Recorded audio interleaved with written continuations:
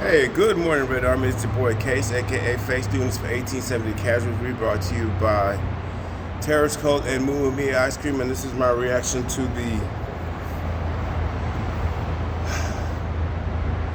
mess of a match against Newcastle. Manchester United went up to St. James Park to play Newcastle United, and the result was a 2-0. I can say my pre-game notes going into the match was specifically the midfield should not lose the match for us and we'll be fine. Well, we got destroyed in the midfield. It was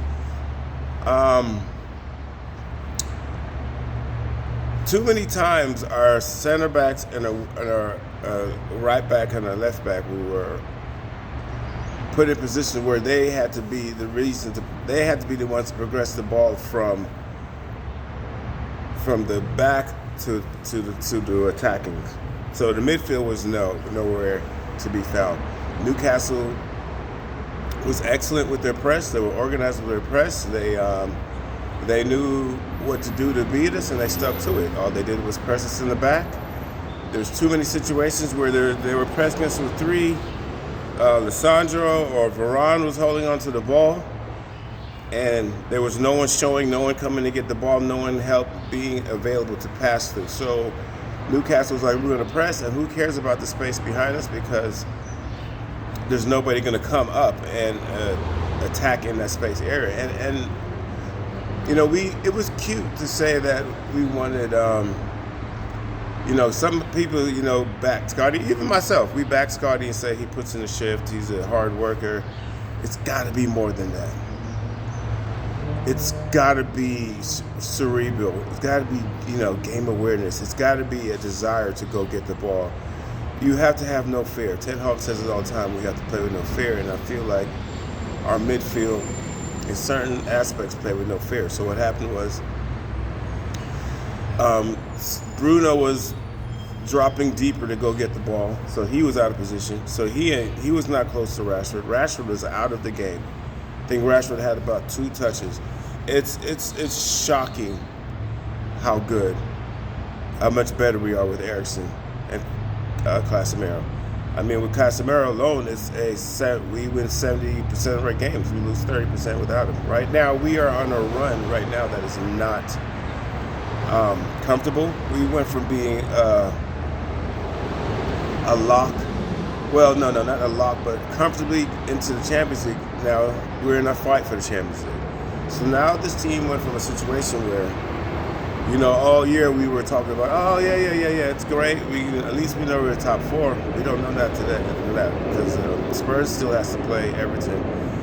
And if Everton doesn't get a result, and if we're banking on that, we're asking for too much. So there's a great possibility by the end of today that we could be in 5th place, outside the championship position. Now we're going to have to demand character and fight from this team that did not show yesterday. Erik ten Hag, I think, has done a marvelous job, and we have some ways have forgot who we are or what we had, because Erik Hag has done such a good job. But I think right now it's so late in the season, teams have film on you, teams have scouted you, teams that really know your weaknesses because they're glaring, especially when you're losing 2 key players like Class-emiro and Eriksen. So the point I have to say, our next 2 games are vital without Class-emiro and Eriksen. We don't know when Eriksen will be back. So some people believe he should be on the bench for this Wednesday. Hopefully that's true. Hopefully it's true. I'd be delighted, but there's too many glaring weaknesses in the midfield. I mean, it's all about the midfield. The midfield is non-existent. So what happened is now we're in a situation where our back, including David De Gea, who was not on his best distribution-wise yesterday, he had some big saves, but all in all, it was a rough match for David. I don't want to embark too much on David. We know who David is, but I was really disappointed in Subitzer. I felt like he was going to be the one to get a hold and show class. Sabitzer's a very experienced player. He's played in big games. He played for big teams. He's played in champion leagues.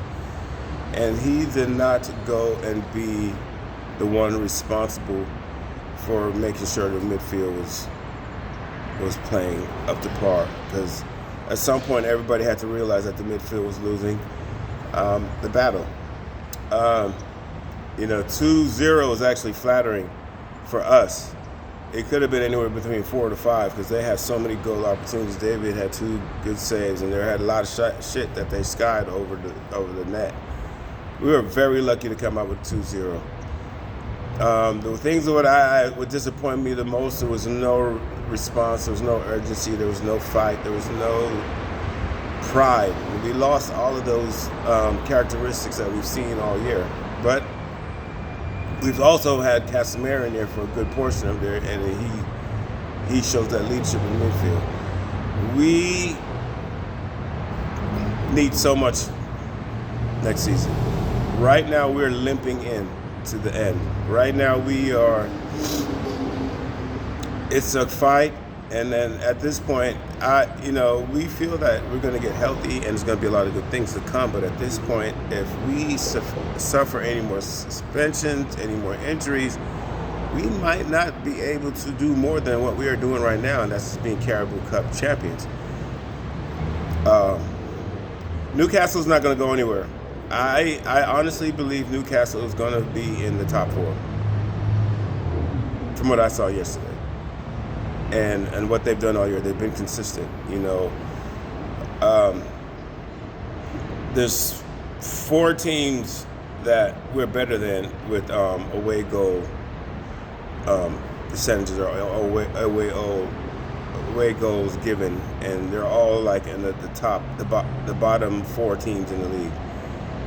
We have a lot of glaring problems. Ten Hag has a lot of work still yet to do.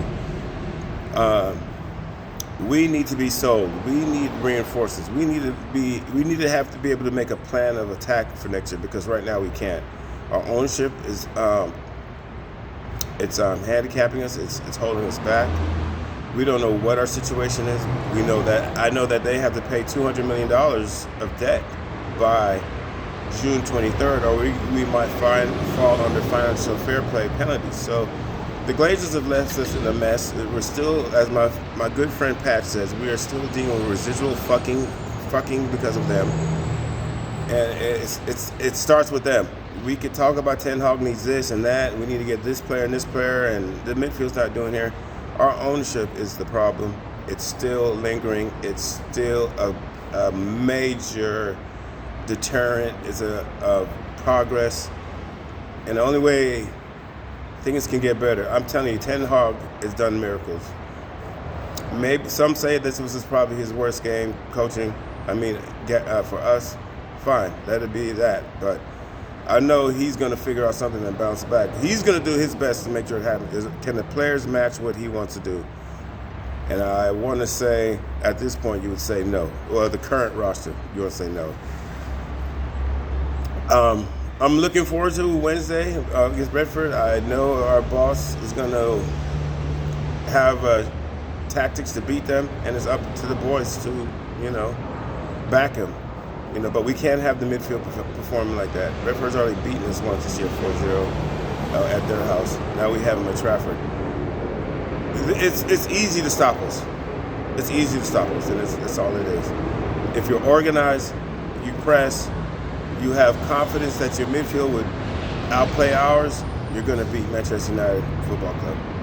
This is Casey from 1878 Casual. We're brought to you by Terrell's Cook and Moomy Ice Cream. Let's up the Reds. Let's get these Glazers out. Not a good day, but there's still a lot of hope. We go get one against this Wednesday. Hey, we'll see what happens. Peace, y'all. Have a great Monday.